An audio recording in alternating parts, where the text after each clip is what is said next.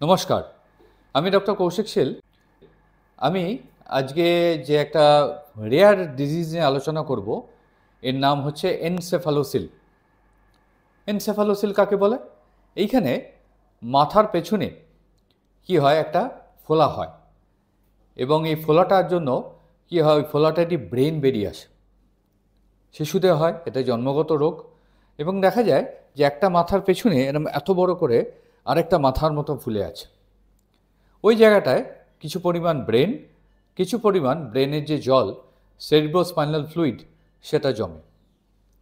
এটা থেকে শিশুদের পরবর্তীকালে মেন্টাল ডেভেলপমেন্টালে প্রবলেম হতে পারে। তাই জন্মের সঙ্গে সঙ্গেই একে অপারেশন করে দেওয়া উচিত এবং সিটি স্ক্যান, এমআরআই এসব করে ভেতরের অবস্থা দেখে আমরা সঙ্গে সঙ্গে এর অপারেশনের ব্যবস্থা করি। আর্লি অপারেশন করলে রেজাল্ট খুব ভালো হয়, পুরো জিনিসটাকে পুরোপুরি নর্মাল করে দেওয়া যায়, প্লাস বা শিশুদের ব্রেন ডেভেলপমেন্টও প্রায় নর্মাল হয়। আজকের যে শিশুটার কথা আমরা আলোচনা করব, তার এনসেফালোসিলটা খুবই রেয়ার। এখানে কি হয়েছে, এনসেফালোসিলটা ব্রেনের অংশটা নাক দিয়ে বেরিয়ে এসছে। এটা কয়েক লাখে একজনের হয়। ফলে এই শিশুটা জন্মে কিছুদিন পরে দেখা যায় যে নাক দিয়ে ঝরঝর করে জল পড়ছে।